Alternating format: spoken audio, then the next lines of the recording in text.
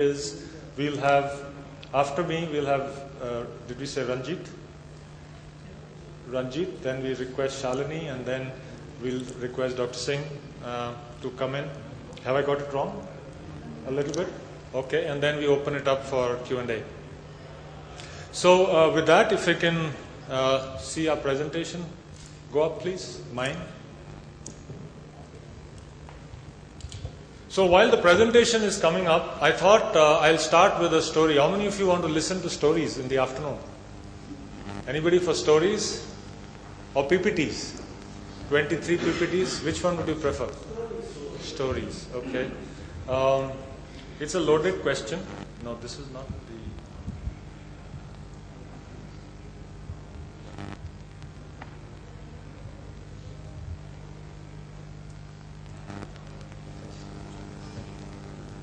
So, the PPT is all set.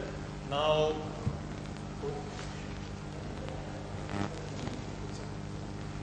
I'll take a minute. So the story goes like this, that how many of you remember that, anybody from IBM here? You should feel very proud about the story I'm about to relate. Anybody from IBM? Or has been with IBM? Alright. Do you remember the year when Garry Kasparov, the chess master, was actually defeated by Deep Blue, or the computer? Anybody here remembers the year? 1997? When everybody was born, right? In the room at least. Most people were born. So 1997, IBM created a super computer, and that defeated Garry Kasparov, the then reigning champion. So what was the news on the market? That the man is now finally going to be overruled or ruled by machine. And any guesses on who won that day? Was it the machine, or was it a set of very brilliant team members from IBM? What is your guess? It was those members of IBM who, 15, 20, 25 of them, who planned every move. Chess is about every move, so they planned every move. They were looking at the patterns. They've studied enormous patterns. They studied how does Garry Kasparov think. They must have analyzed his game. So they studied the patterns which are about to unfold. They studied the patterns which will unfold in 5 minutes, and therefore have a response to them. So in the end, actually it was not the machine, but a set of very highly talented pattern experts. And therefore I think the point is, it's about getting it. Oftentimes the point I'm going to make is really about CEOs and do they get it? Do they understand? Do they study the patterns? And therefore, sometimes they ascribe success to something else, but actually it's a series of patterns. Similarly, students of patterns will tell you, any football team, any football fans here? Football fans? Which team passes the most in Spain? Any other names which are are masters at passing, and therefore they score? Please figure it out. That's your homework, because I'll tell you, it's actually pretty simple. It's the art of understanding the patterns.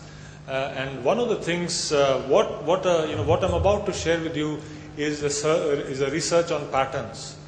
The fact is, and I would say credit to the author who says, and the author is Mark Hillo. He talks about the first point. Most CEOs rely on their own school of hard knocks. And I can tell you, as a CEO coach, I happen to coach a few CEOs, but some of them are right now within Tata Motors, because Tata Motors itself is a conglomerate.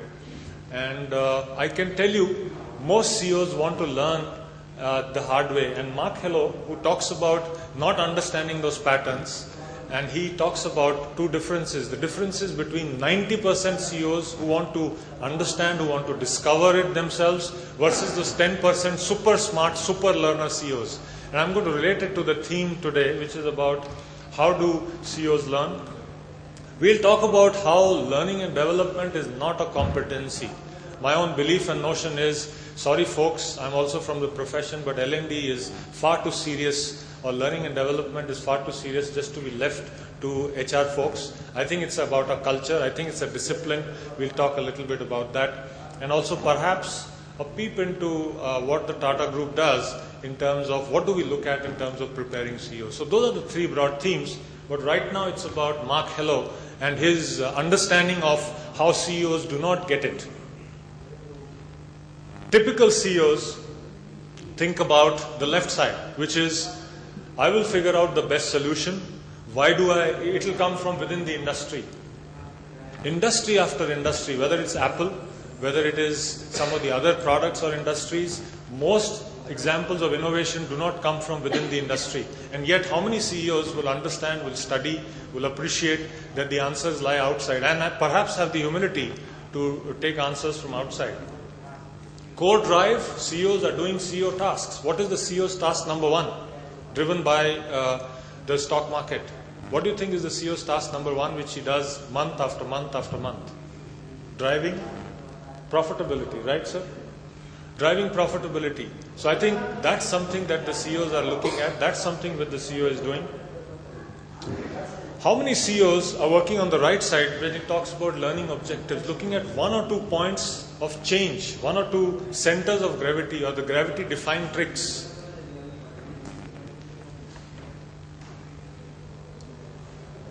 That's your stuff.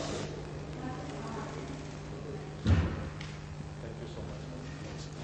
So it is talking about one or two centers of gravity, one or two things which they'll focus on, and not really about too busy about pushing or working on just profits.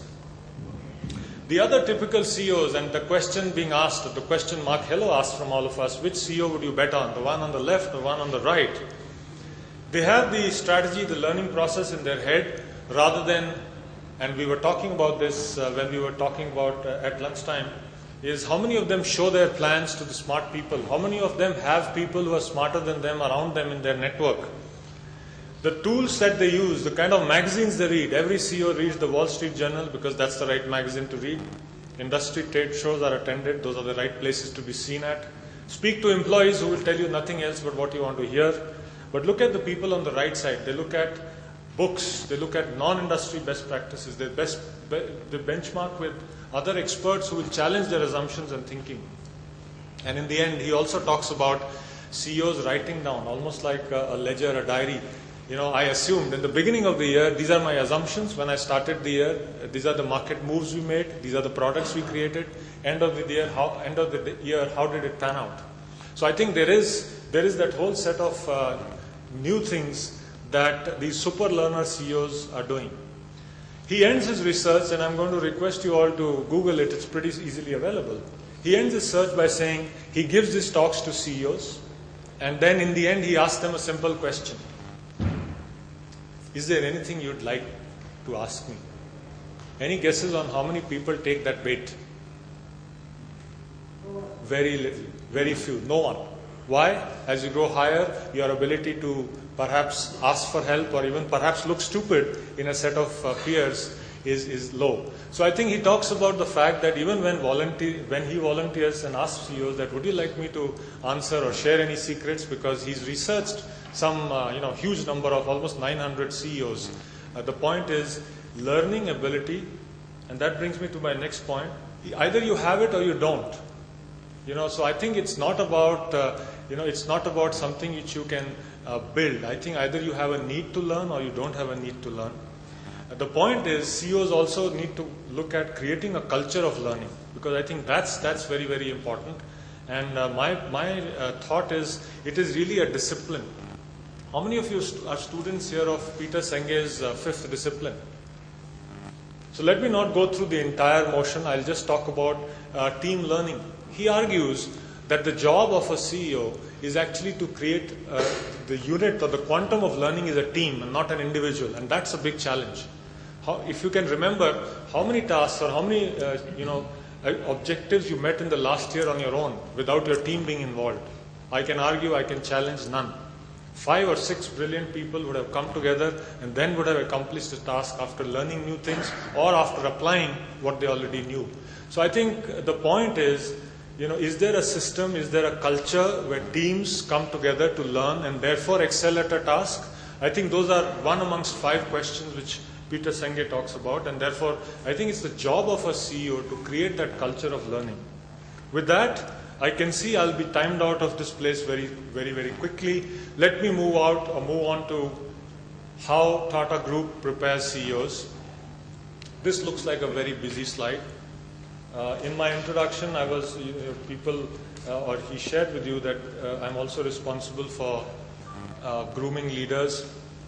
We do many assessment centers, and there are some colleagues in the room here I know who've been associated with the Tata Group who would also know this, that essentially at the heart of looking for potential for CEOs, these are the three things we look at. And those three things are, one is a no-brainer, people leadership. People leadership in what dimensions? In all four dimensions. Leadership when it talks about working with peers. Today the most difficult challenge, including one of setting up a group of very talented peers, is how do you manage those relationships? So peer relationships, upward management is relatively easy.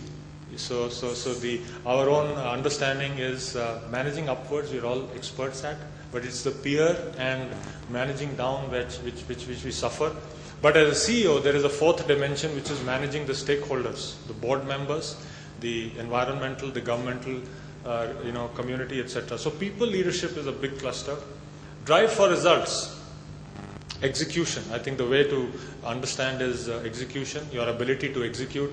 And the last one, business leadership, what we call business leadership, many other companies call strategic thinking, but it's a cluster about the ability to think, ability to create what-if scenarios, ability to create a future plan for your business, for your subgroup, for your division. So broadly, when we look for potential, when we are grooming CEOs, it's really around these three buckets. People, drive for results or execution, and the ability to think strategically, which is around business leadership. Having done this, I think having shared with you the secret sauce, having shared with you what we look for in a CEO, I think again, this one is a no-brainer. How many of you are familiar with the 70-20-10 rule? All of you? Many of you? We deploy something similar.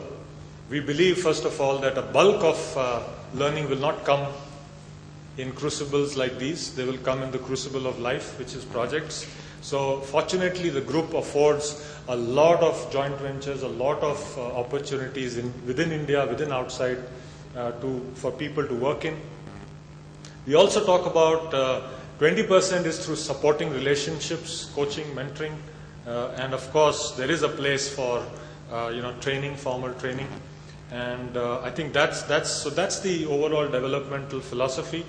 And I think I just want to pause here. We will take more questions. So just from a recap perspective, I'm just saying three things. One, the CEO has to look at how he's learning. Many of you will be actually responsible for L&D, HR, and being advisors. So how are you going to tell your CEO what to learn and whether to learn or where to learn from? So you got certain tips. We spoke to you about what kind of networks the CEO needs to build, how he needs to go outside of his current understanding of the business. That's the first notion. The second notion is about creating a culture of learning. We spoke about that. And the third thing which I shared with you is about what do we look for in CEOs? Leadership of people, leadership of results, and the leadership of strategic thinking. Having said that, I think my time comes to an end, and it's my pleasure and privilege to invite Ranjit to share his thoughts and ideas. Ranjit.